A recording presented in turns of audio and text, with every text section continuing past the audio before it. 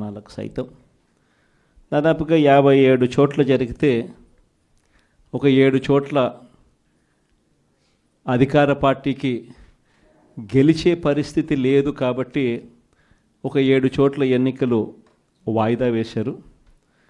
మరో 50 చోట్ల ఎన్నికలు వాయిదా వేసే పరిస్థితి లేక ఎన్నికలు జరపక తప్పని పరిస్థితిలో ఎన్నికలు జరిపారు. జరిపిన ఈ చోట్ల కూడా దాదాపుగా 50 స్థానాలకు గాను 39 స్థానాలు వైఎస్ఆర్ కాంగ్రెస్ పార్టీ కార్యకర్తలు గొప్పగా తెగింపు చూపించి గెలుచుకోగలిగాం. నిజంగా ఆశ్చర్యం కలిగించే విషయాలు ఏమిటి అంటే అసలు తెలుగుదేశం పార్టీకి ఇక్కడెక్కడా కూడా కనీసం గెలవడానికి తగ్గ నెంబర్స్ కూడా లేవు. గెలవడానికి కావలసినన్ని సంఖ్యాబలం లేనప్పుడు తెలుగుదేశం పార్టీ ఎందుకు ఈ మాదిరిగా ఎన్నికలు భయాందోళన మధ్య మభ్యపెట్టి భయపెట్టి ప్రలోభాలు పెట్టి దౌర్జన్యాలు చేస్తూ ఎందుకు ఈ ఎన్నికలు నిర్వహిస్తూ ఉన్నారు అనేది వాళ్ళకే తెలియడం. చంద్రబాబు నాయుడు అనే వ్యక్తికి నిజంగా బుద్ధి జ్ఞానం రెండూ లేవు. ఇన్ని సంవత్సరాలు ముఖ్యమంత్రిగా పరిపాలన చేశాడని చెప్పుకుంటాడు కానీ నిజంగా ప్రజాస్వామ్యంలో ఉన్నప్పుడు మనకు బలం లేనప్పుడు హూందాగా అది వదిలేయాలి. అది ప్రజాస్వామ్యంలో ఎవరైనా కూడా చేయాల్సిన పని.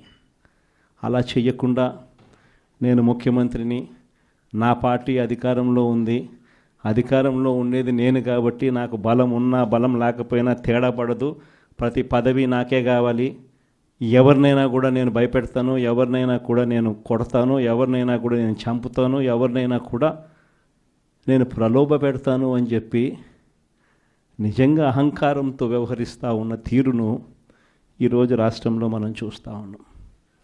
ఇది ధర్మమేనా, న్యాయమేనా అన్నది నిజంగా ప్రతి ఒక్కరూ కూడా రాష్ట్రంలో ఆలోచన చేయాలి. ఇలాంటి పరిస్థితుల్లో ఒకవైపున చంద్రబాబు నాయుడు గారి పాలనలో దాదాపుగా సంవత్సరం అవుతూ ఉంది. మే 13వ తారీఖున ఎన్నికలు జరిగి ఈ మే 13వ తారీఖు వచ్చేస్తే సంవత్సరం అయిపోయినట్టు. అంటే దాదాపుగా 11 నెలలు చంద్రబాబు నాయుడు గారి పాలన అయ్యింది. ఈ 11 నెలల కాలంలో ఎక్కడైనా కూడా నాయకుడు అనేవాడు ఎలా ఉండాలి? తాను చేసిన మంచి పనిని చూపించి నేను ఈ మంచి చేశాను కాబట్టి ప్రజల దగ్గరికి వచ్చి ధైర్యంగా చిరునవ్వుతో ప్రజల మన్ననలు పొందుతూ వాళ్ళ ఆశీర్వాదాలు తీసుకునే కార్యక్రమం ఎక్కడైనా జరగాలి. కానీ 11 నెలల కాలంలో చంద్రబాబు నాయుడు గారి పాలనలో మనం చూస్తూ ఉన్నది ఏమిటి అని అంటే సూపర్ 6 గాలికి ఎగిరిపోయింది, మోసం. సూపర్ 7లు గాలికి ఎగిరిపోయాయి, మోసం. 143 హామీలు ఎన్నికలప్పుడు ఒక మేనిఫెస్టో అని చెప్పి ఈ కూటమి ప్రభుత్వం దాన్ని చూపించి ప్రజలకంతా కూడా మభ్యపెట్టి ప్రతి ఇంటికి పాంఫ్లెట్లు పంచి ప్రతి ఇంటికి వచ్చి వాళ్ళ కార్యకర్తలు ఇదిగో మా మేనిఫెస్టో, ఇదిగో మా చంద్రబాబు నాయుడు బాండ్ పెట్టినాడు, బాండ్ పంపించినాడు మీకు అని ఈ రకంగా ప్రతి ఒక్కరిని కూడా ప్రలోభపెట్టి 143 హామీలనిచ్చి ఎన్నికలు గెలిచారు.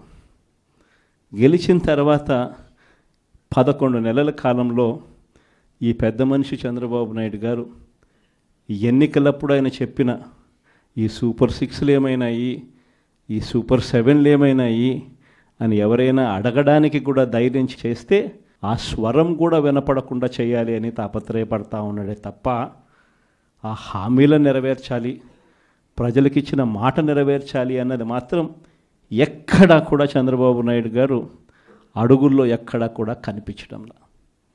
ప్రతి అడుగు ఒక మోసమే, ప్రతి అడుగులోనూ మోసము. ఆయన పాలనలో మనం చూసేదంతా అబద్ధాలే కనిపిస్తూ ఉన్నాయి. ఈరోజు ఈ పెద్ద మనిషి చంద్రబాబు నాయుడు గారి హయాంలో ఒకవైపున సూపర్ 6లు సూపర్ 7లు గాలికి ఎగిరిపోయాయి, మోసంగా తేలిపోయింది. చివరకు 6 నెలల కిందటి వరకు ఆయన ప్రభుత్వం రాకముందు వరకు అంటే 11 నెలల కిందట వరకు అంటే ఆయన ప్రభుత్వం రాని వరకు వైఎస్ఆర్సీపీ ప్రభుత్వ హయాంలో మీ జగన్ పాలనలో ప్రతి ఒక్కరికి కూడా ప్రతి నెల ఏదో ఒక బటన్ నొక్కేది, ఏదో ఒక రకంగా ప్రతి ఒక్కరికి ఇంట్లో మంచి జరిగే పరిస్థితి నుంచి 4 ఏళ్ళు నోట్లేకపోయే పరిస్థితి నుంచి చంద్రబాబు నాయుడు వచ్చాడు. 4 ఏళ్ళు లోపలికి పోవడం కదా దేవుడు ఎరుగు, ఉన్న ప్లేటును తీసేశాడు. మరోవైపున సూపర్ 6లు సూపర్ 7లు ఒక మోసంగా ఇవాళ ప్రజలకు అందరికీ కూడా కనపడతా ఉన్నాయి. ఇలాంటి పరిస్థితుల్లో ప్రజల్లోకి పోలేడు, కార్యకర్తలను పంపించలేడు, పంపించి ప్రజలకు ఫలాన్ని మంచి చేశాము అని చెప్పే పరిస్థితి లేదు. స్కూళ్ళు నాశనం అయిపోయాయి, ఇంగ్లీష్ మీడియం గాలికి ఎగిరిపోయింది, నాడు నేడు పనులు ఆగిపోయాయి. 3వ తరగతి నుంచి టోఫుల్ అనే ఒక పీరియడ్ పెట్టి మన పిల్లల్ని గొప్పగా చదివించాలి అని చెప్పి ఆరాటపడే ఆలోచనలన్నీ గాలికి ఎగిరిపోయాయి. టోఫుల్ క్లాసులు తీసేశారు. సబ్జెక్ట్ టీచర్ కాన్సెప్ట్ను 3వ తరగతి నుంచి పెట్టిన పరిస్థితులను గాలికి ఎగిరిపోయాయి. 8వ తరగతి పిల్లలకు ప్రతి సంవత్సరం ట్యాబులు వచ్చేటివి, గాలికి ఎగిరిపోయాయి. మరోవైపు వైద్యం చూస్తామనంటే ఆరోగ్యశ్రీ బిల్లుల పరిస్థితి చూస్తే నెట్వర్క్ హాస్పిటల్స్కు ఈ 11 నెలల కాలంలో మామూలుగా ఆరోగ్యశ్రీకి నెలకు 300 కోట్లు ఖర్చు అవుతుంది. 11 నెలలకు ఈ పెద్ద మనిషి ఈ నెట్వర్క్ హాస్పిటల్స్కి పెట్టిన బకాయిలు ఎంతో తెలుసా? 3,500 కోట్లు. 3,500 కోట్లు నెట్వర్క్ హాస్పిటల్స్కు బకాయిలు పెట్టినాడు. అంటే ఆ 300 కోట్లు నెల ఇవ్వాల్సింది 11 నెలల్లో ₹1 ఇలా. చివరికి నెట్వర్క్ హాస్పిటల్ ఆరోగ్యశ్రీ పేషెంట్లకు వైద్యం చేయడానికి సుముఖంగా లేని పరిస్థితి ఈరోజు రాష్ట్రంలో కనిపిస్తూ ఉంది. 104, 108 అంబులెన్సుల గురించి నేను చెప్పాల్సిన పనుల, గవర్నమెంట్ హాస్పిటల్ గురించి అంతకన్నా చెప్పాల్సిన పనుల. ఇక వ్యవసాయం గురించి మీ అందరికీ తెలిసింది, ఒక్క పంటకు గిట్టుబాటు ధర లేదు. రైతు అనేవాడు దళారీలకు ఈరోజు పూర్తిగా అమ్ముడుపోయిన పరిస్థితిలో ఈరోజు రైతన్న వ్యవసాయం చేయాల్సిన పరిస్థితి. పెట్టుబడి సహాయం కింద అప్పుడు ఏమన్నాడు జగన్? 13,500 ఇస్తామన్నాడు. అది కూడా పిఎం కిసాన్తో కలిపి మేము వచ్చినామనంటే పిఎం కిసాన్ కాక 20,000 ఇస్తామని చెప్పి నమ్మబలికినాడు.